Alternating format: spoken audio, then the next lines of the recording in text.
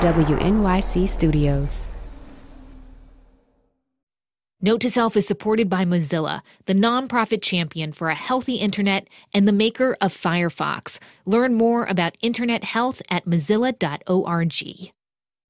Note to Self is supported by Squarespace, launching their new campaign, Make Your Next Move. Make your next move and set new goals this year.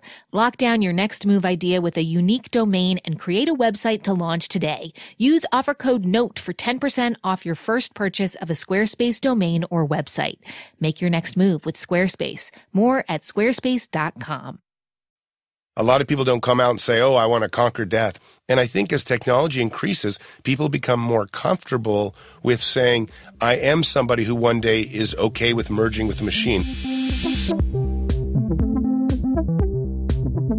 Hello, my friends. It's Note to Self, the tech show about being human. I'm Manoush Zomorodi, and at this very moment, as we are putting together this episode, Americans are going to vote for their next president. And today, we are thrilled to bring you an interview with one of the candidates. You called it the gold standard of trade deals. Well, Donald, I know you live in your own reality, but that is... No, not either of those two. This candidate aims to mix politics with science and technology in a way that has never been done before. His name is Zoltan Istvan, and it's pretty unlikely that you voted for him. But 20 years from now, when his ideas seem less far-fetched, who knows? He could be your man. There is the third-party candidate running on a platform to help people live forever. I think I'll definitely live indefinitely. For the last 2 years, he's been driving around the country in a campaign bus shaped like a casket, representing the Transhumanist Party. Wait, don't go anywhere. Yes, it might make you think Ken Kesey meets your local mortuary, but it's not quite as psychedelic as it sounds. The transhumanist philosophy is that humans and technology are inevitably going to merge. And that means that we could, potentially, live forever. How could that happen? Would we even want to live forever? Should tech, science, and politics even mix like this? I'm going to turn the show over to Note to Self's executive producer, Jen Poyant, for this conversation. She's become a little obsessed with understanding transhumanism, in part because of the losses that she's experienced in her own life. Now, whatever your history or political party, just believe me, this conversation will get you thinking way beyond the 2016 election. And I think we can all agree that that's a good thing. Here are Jen and Zoltan. Can you do me a favor and just, I'm sure this is where most people start, but what is transhumanism to you? I like to go with the Latin when describing transhumanism, which means beyond human, but essentially transhumanism is a social movement of a couple million people around the world that want to use science and technology to radically modify the human being and also to modify the human experience. What do you mean by modify the human being and the human experience? Transhumanists want to use technologies like artificial hearts to replace biological hearts because a third of people will die from heart disease around the world. They want to use things like exoskeleton suits to climb Mount Everest, so in case their body might not be strong enough to do. So any kind of technology or science that really makes living better, easier, and more functional is something that I would consider transhumanist. And maybe it's just theoretically, but what's the ultimate goal of transhumanism from your perspective? The number one goal of transhumanism, at least to me, has been to achieve an indefinite lifespan through science and technology. So most transhumanists would say they want to get rid of death or at least make it so that they could control when and how they're going to die. And so transhumanism has often become associated as that movement that wants to conquer death. Mm-hmm. And so I'm going to come back to that. Can you tell me when you started to get interested in it and involved, what grabbed your attention first? When I was at college in Columbia University in New York City, in an English class, I was assigned a article to read, and it was on cryonics, the field where you freeze people after they have died in hopes to bring them back to life in 50 years in the future when the science or the medicine is better. As soon as I realized that there was a movement afoot to stop death, I thought, wow, this is for me. When you ask transhumanists what kind of converted them to dedicate their time and their energy to transhumanism, a lot of people have a lot of different reasons. In my case, I had always wanted to be a scientist, but I had been working for the National Geographic Channel. It was kind of covering war zones and this specific incident with a landmine in Vietnam that really got me. I almost stepped on this mine.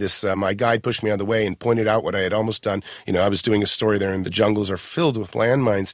And after that moment, I thought, I really should be dedicating my time to transhumanism. I really should be dedicating my time to the science that can overcome biological mortality. Have you found that this is an issue that leading technologists are really sympathetic to?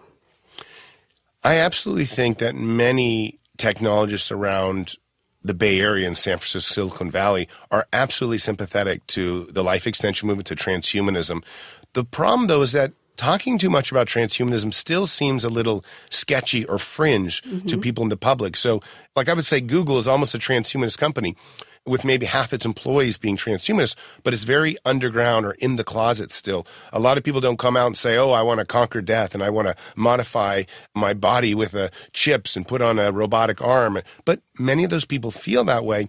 And I think as technology increases, people become more comfortable with saying, I am somebody who one day is okay with merging with the machine. For example, I have a chip in my hand. And, when I say I have a chip in my hand, people get kind of wigged out. They're like, wow, that's really weird.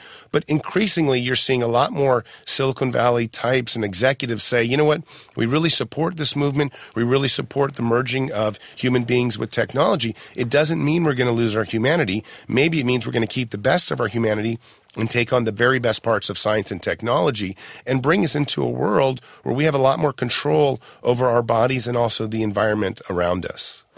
If you look at people like, for example, Elon Musk, he seems pretty open, obviously both with space exploration, which seems to be a big important aspect of transhumanism, considering if everybody can actually control when they die, you're going to need to deal with overpopulation on this planet. You see these moments, just like your reference to Google. Why move towards a presidential campaign when there are movements, it seems, at least to me, within Silicon Valley to do this almost through the marketplace?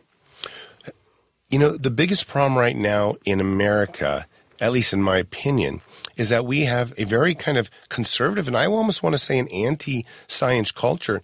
Huge parts of the country are not really on board with spending money to start upgrading their bodies. And one of the reasons is because, America, broadly speaking, is 75% religious, and they sort of have that afterlife worked out because they're going to go and meet God after they die, and that's what they've been taught and cultured to believe. But most transhumanists are secularly oriented, so they don't believe necessarily in afterlife. So they want to preserve the life they have here on planet Earth as long as they can through science and technology.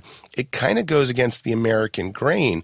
That said, I think as science and technology progresses forward and more of the youth become less religious, then I think transhumanism is going to grab hold stronger and stronger. Whether it's about an afterlife or not, why push so hard for this concept of fighting death?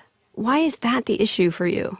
I'm fascinated by this. I know you had a near-death experience, but death is a part of life. It creates lessons for us. It helps us understand the beauty of life.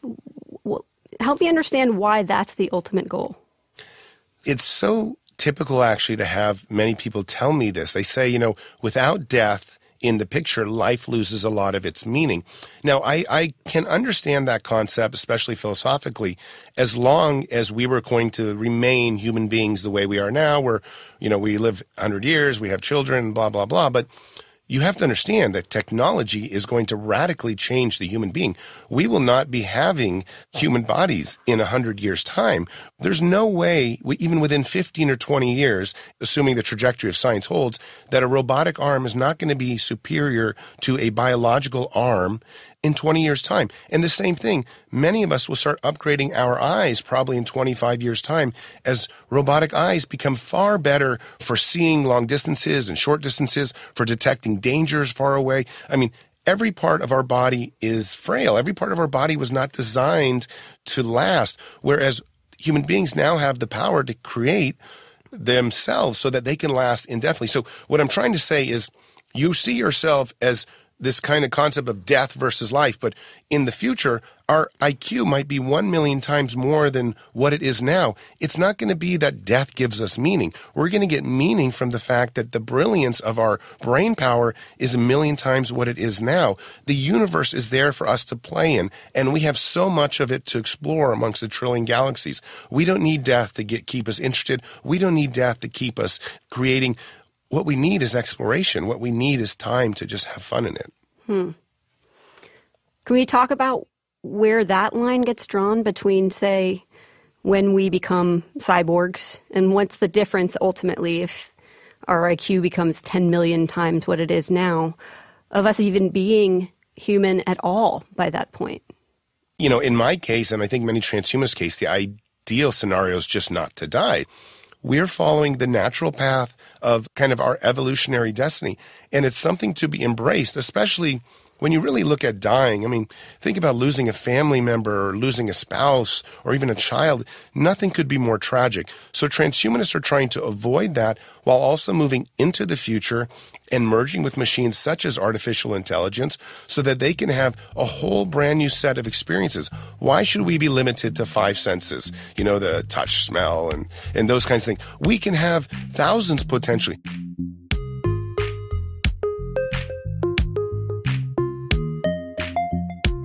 In a minute, Jen presses Zoltan on how eliminating death would actually affect our lives.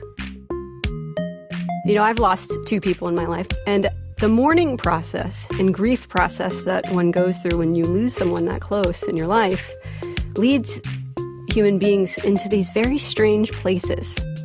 Stay with us.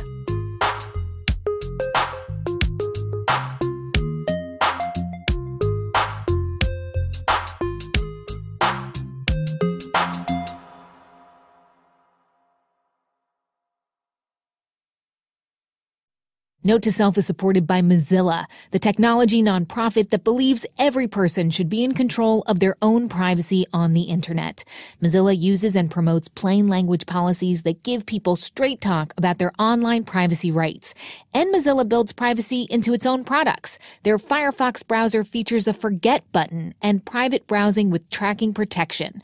And the new iOS browser, Firefox Focus, is set up for maximum privacy by default. For more, visit mozilla.org/privacy. Note to Self is supported by Squarespace, the simplest way to create a website.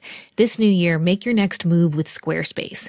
Whether that's starting a business or launching a passion project, no matter what your goals are, Squarespace's award-winning templates can help you present your ideas to the world beautifully.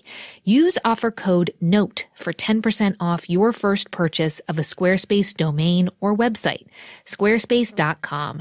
Make your next move. Make your next website. Hey, what's up? I'm Jessica Williams. And I'm Phoebe Robinson. And we are back this spring with an all-new season of our hit podcast, Two Dope Queens from WNYC Studios. It's comedy. It's conversation with your fave celebs. It's me and Jess telling trife stories about my bottle obsession. Gross, dude. Why are you even bringing that up right now? Anyway, this season you'll hear from John Hamm, Carrie Brownstein, Tig Notaro, Gabrielle Union, and more. Ooh, my pits are sweating just thinking about it. Cool down, girl. Come on over to Two Dope Queens wherever you get your podcast. And Bono, call me.